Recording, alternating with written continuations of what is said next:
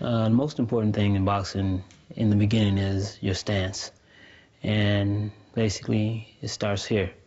This is your jab hand, and it should be a little bit, you can be a little lax with that hand, but the right hand has to be here, placement for defense all the time. And here, the stance is here.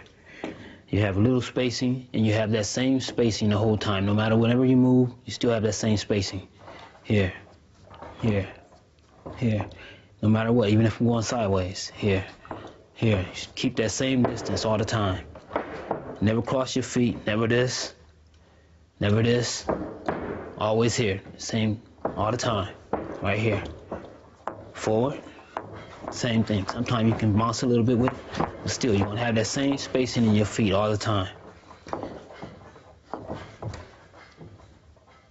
Yeah, same thing. Like I said, sometimes when you have rhythm, here you have movement.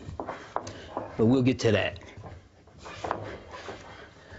So that's basically most important, is just your stance, no matter what. And then, for instance, if you want to, you still, even when you pivot, someone's coming at you, and with, someone coming at you really fast, coming at you really hard, then you pivot here, but you keep that same stance here, here.